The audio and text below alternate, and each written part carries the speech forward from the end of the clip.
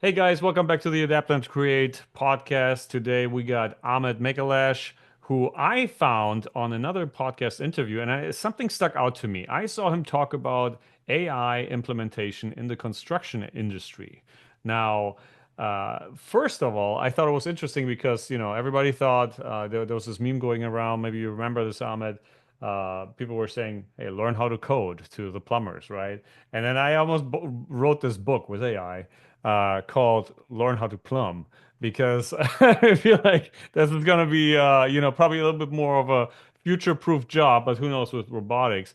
But anyway, in all that context, I would love for you to maybe just give the viewer a quick intro about what you do in AI and construction, your background, how you got into this, and then I have a couple of questions for you on AI in that and adjacent industries. Rock and roll. So there's a bit of truth in both things that you said here. You kind of need to know how to be a plumber as well as learning how to think in systems. Both are very valuable to be great prompt engineers, you can say today. But a little bit background on myself. I'm a civil engineer by training, and I worked 10 years in the construction industry in different roles, starting from field engineer to field project manager, managing large scale projects, business development, director of sales and estimating. And in each role that I had in the construction industry, I've always tried to reimagine the way that work was being done, especially in that industry where things were very paper heavy, archaic, decentralized. And so I love to streamline that and engineer those processes or the standard operating procedures in the different departments. The last role that I had was integrating actually custom AI models into our estimating workflows. Um, and it's ChatGPT came out, and when that came out, and the conversational chatbot was made available to everyone, I sort of saw like, whoa, we have now general intelligence at our fingertips, able to sort of fill in the gaps of knowledge that we may have and reinforce the domain-specific knowledge that we actually have as individuals or professionals in the industry.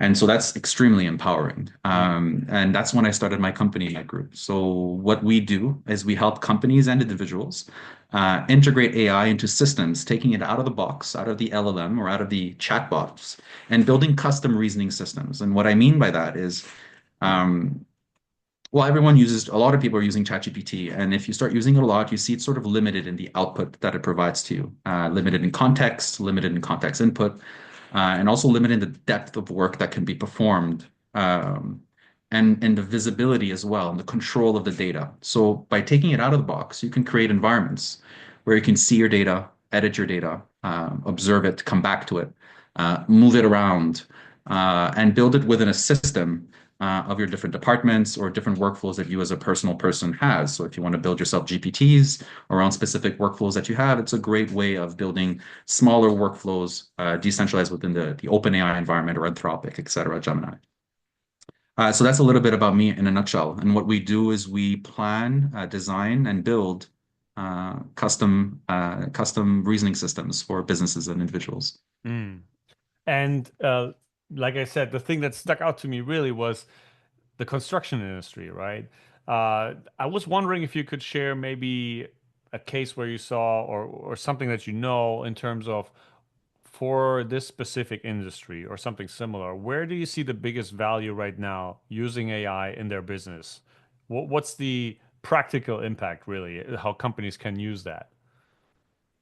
Well, it comes down to what a construction company is. So all construction companies, I come from steel, but all of them are just handling data. Other than the actual physical labor aspect of things, where you're fabricating the steel, and there's still a lot of manual steps there, although it is being automated, and the physical implementation in the field, everything else is just handling data. You're looking at inputs and outputs and transformations at the different steps, and your certain domain-specific experience based on your know-how, based on the market that you know, based on the clients that you have. Every company has their own unique experience. And so integrating AI, all that really means to me in the construction industry is programming that experience, um, programming that way of thinking. And Hmm. so being able to see that flow becomes important. And that's why, in my mind, like the future programmers are the domain specific experts in a sense, of Mm. building the business logic needed, those that actually know the intricate details of the processes that happens within a construction company, from estimating all the way to the final tee off or the final invoice that gets paid at the end of the contract. Um, so I don't know if that answers your question, but that's there's a lot to unpack there. But yeah, Yeah, that's yeah. No, the of course. There's probably no simple answer, but I'm more curious about when you think construction, right? You do think a lot about the labor part, right? And a lot about not necessarily just the data behind it, like, the paper pushing, applying for permits, or, uh purchasing material, project management. Obviously, all these things are very important. But I was curious if you have an idea, maybe, or if you've seen something in the field, how people on the ground can even use AI. Because that would be kind of curious if you've seen anything that goes in a direction where that part gets made more efficient, maybe, or just streamlined somehow. Is there something on the horizon that you've seen? there's a lot. There's a lot. A good example is there's a lot of examples essentially. So when you're in the field, there's so much that needs to be done to convert what you're seeing in the field into actionable insights. And a lot of that right now is done manually. And so, yeah, when you're in the field and living through that, you get to see a lot of these kinds of workflows that exist and the amount of manpower and labor used to make that workflow happen. Um, in terms of what's being seen, well, a concrete one, for example, is planning.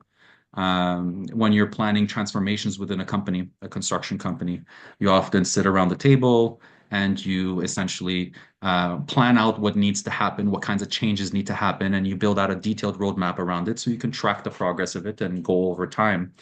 And I've lived through that workflow so many times being a process engineer and trying to reimagine how uh, workflows are to be done in the industry. So one thing that's concretely been done, for example, is MyteCody. So MyteCody.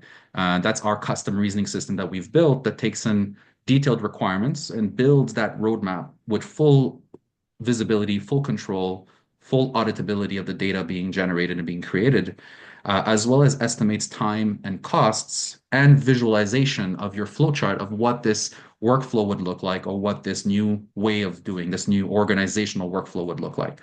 And that essentially takes weeks of work and compresses that down to a few hours Mm. or even less than an hour, depending on the workflow that you're planning, or even minutes if it's a very simple, I want to read my email and then from my email analyze it two different ways and then respond to three different kinds of people depending on certain context, something simple like that. But that's a concrete step, for example, of how you can um, build a custom reasoning system within an environment that empowers the user to sort of control the Mm. flow of these LLMs. I Makes view the sense. LLM as a source of electricity. And now instead of piping through water, we're piping through intelligence. And Mm. that's what every company right now, I believe, is going to be looking to doing in the future. Yeah. I I have a question on, the perceived risks from that industry, maybe specifically when it comes to data safety and all these types of things. I know you mentioned ChatGPT.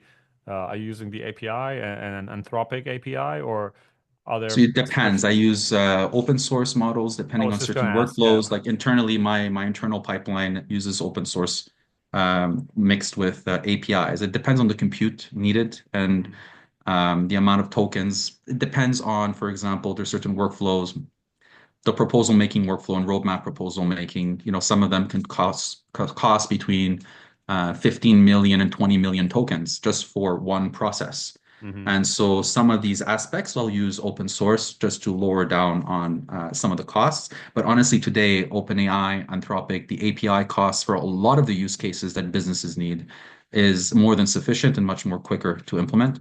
So I usually suggest people to go that route to start Mm. off. And once your reasoning system is built and working, you can actually use the generated data that has been audited with humans in the loop to either train your own models or reinforce open source models and refine their outputs based on your specific needs and specific workflows. So it happens in steps. Got it. What is how's the response from the industry? Are they more hesitant maybe than others to open up to AI, or is it super easy? How do you find the initial discussions with a new client there? It depends when. A year and a half ago, I was crazy. 6 months ago, there was maybe something interesting there. And today I'm speaking at conferences in front of thousands of people to sort of share and open my books on how this can be done and give concrete examples around that. So it really depends on when. Today, it's much more an obvious way forward. Hmm. Those who don't see it yet are, there's always going to be deniers. Hmm. But this is bigger than, in a way, it's bigger than electricity. It's intelligence. So it's really programming your experience, programming your know-how into a scalable, transferable, auditable, observable way, which has never been possible before. So this is quite something particularly interesting for the construction industry and industries like it that Yeah. handle data. Is there any, let's say there's a construction company and they would like to see what AI can do for them, but they're not yet ready to talk to you. And we'll have your info in the description below and all that. What would be a way that you would recommend, let's say, a foreman, for example, use some of the available AI tools just to make his job a little bit easier? Because I know you know that. Sometimes we need to take ourselves out of the bubble and understand that some people didn't even touch those systems yet or didn't have time to really investigate it. What are some of the things that you recommend them just to kind of get to their feet wet? I would recommend just using ChatGPT. Just use it as a tool, interact with it, have a conversation with it. Um, Ask the questions that you may have, challenge it. Um, and just through that experience, the foreman will naturally feel what is possible with it.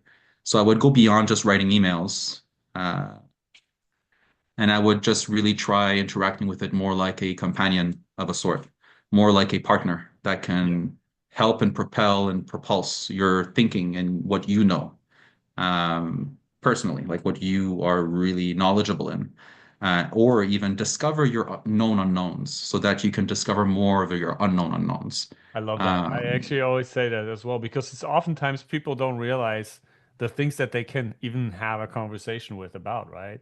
An example here is I'm building this, talking about construction, right? I'm building a playhouse for my kids in my yard, and I just take it with me into Home Depot and I talk to it. Hey, look, I'm building this playhouse. It's 8 by 8 feet, and what should I use for siding, right? What type of wood? What type of wood should I use? Is it smart to use the pressure treated lumber on the interior or not? It what told me you sealers to probably better use? What kind don't, of you know? coatings on my deck do I need to be Yeah, using? yeah, What yeah, kind of yeah. It's spacing with my so nails can helpful I be with those. doing? Yeah. Yeah, and it's way better than just a Google search, right? Because it's giving you a response specific to your need. Another example, just trying to fix something small in my car. Hey, what does this light mean, right? What does this arrow code mean? What is the most common problem here? How we can fix it? It's amazing. It I could actually absolutely agree with you be there. pretty like I'm going to a conference, right? February Yeah. 23rd, and we needed to say how much amperage do we need? Is five enough? Is 10? Is 15, etc. So I said, hey, ChatGPT, I've got three laptops, two screens, I got three LED lights, I've got a portable speaker that I need to plug into. So what is the capacity I need? They come up with 3.5 to 4 amperes or whatever the case may be. So I was like, okay, great. Just get the minimum 5 amperes. They should be more than enough for my needs. And Right. it gives the breakdown of the calculation. Or another example, you're a civil engineer and you want to design a connection. You can give it the problem that you're trying to solve, and it Hmm. can actually ideate with you in terms of the steps of calculations. If you're a fresh engineer out of school and you're given some kind of task and you forget the orders of how to calculate your moments and how to calculate your simply connected beams or whatever the case may be, or how much rebar needs to be put in, what are the formulas for the surface area calculations of your rebars, whatever the case may be, the model knows it and it will help you and iterate over it and actually even perform calculations with you to get to your final objectives. Right. And you get your feet wet with this, and you can actually go very deep. And that's when you see very quickly the limitations of the chatbots. Yeah. And that's where how do you say, the custom reasoning systems come in and actually taking it out of the box and into an environment that you control, Mm. using the source of electricity, meaning the source of intelligence that you wish, whether it's an open source model or the API closed source model, which I suggest for people to use in order to get started building out their pipelines and building out their infrastructure. Don't waste time building your own foundational models. Just get your structures, get your foundations built, Right, right. and then yeah. Yeah, one thing that I definitely see is, you mentioned those examples, and I learned over time to take it all with a grain of salt. But if you make an educated guess, then you can get pretty far with these systems.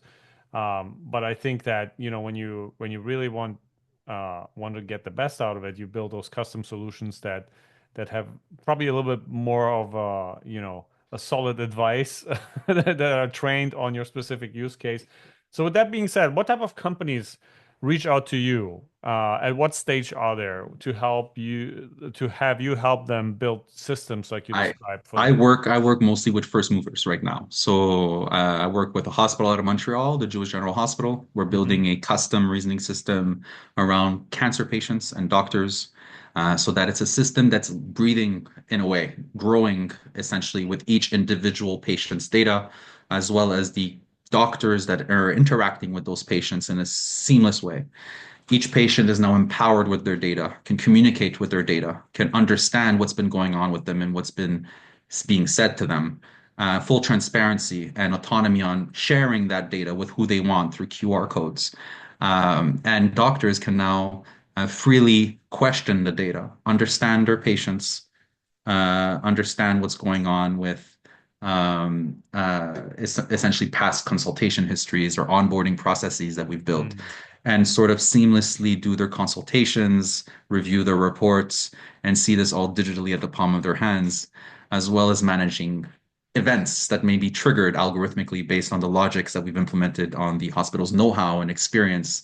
And we've programmed their reasoning essentially on how to address certain kinds of patients under different kinds of situations. And this essentially is opening the door to, quite amazing things. So it's first movers mostly, real estate agents, streamlining their workflows, their back-end processes, HR recruitment firms streamlining their back-end processes. Mm. Essentially, anyone who's looking to get rid of having to work on a computer and type, and instead just be and interact with humans and speak Hmm. and reclaim their time. We're working with those kinds of people right now. And hopefully now in the construction industry, we just signed a steel manufacturing firm in the US who's been trying to build out their own tech using the Microsoft platform, which Mm. have attempted at making it as easy as possible for businesses. But it's not easy. Mm. And it is a hassle even for innovative companies who want to put the time into it. So companies like that who are already trying to do it themselves, but can't seem to find the way of systemizing it or can't seem to find the way of making it all work. So we say, hey, forget the Microsoft platform, forget all these landlocks that are being offered to you, forget all these SaaS products. Tell us what you need, and we'll build you your custom system that does exactly what you want it to do. And that's what the message we're selling. So people who believe in that, who believe in being in control of the technology, and who believe in being um, owners of their data and owners of their knowledge and know-how. That's the people we're working with right now. Gotcha. Ahmed, thank you so much, man. That was really insightful. I love hearing that not just, all digital industries are jumping on this. I'm very glad that you do the work that you do. How can people get in touch with you? Where are you about online? They can follow me at Ahmed Ahmed Mekalash Mekallach on LinkedIn. They can search up my name on Google and see everything about me there. I'm very public. Mitegroup.com to see my website, mytegroup.com. And if they want to build their roadmaps, flowcharts, and get a proposal from us, it's a free platform, mitecody.com, mytecody.com. And we're building an AI playground right now called mitegroup.ai, mytegroup.ai, which will be also a free environment for users to play with different systems that we've created over the last 2 years and and empower them to experiment with different things as well. So that's to be seen, but it's currently online right now with a little teaser of a 3D environment Okay, that we've I'd love built. to check that out. I'll definitely I'll link all your links in the description below so people can look it up. But yeah, man, thanks again for coming on. Really appreciate you, and I wish you good luck. And maybe we can talk again to kind of catch up and see how things have been evolving in a couple of months, huh? Rock and roll, Camille. I appreciate you having me on, man. Thanks, man. Talk to you soon.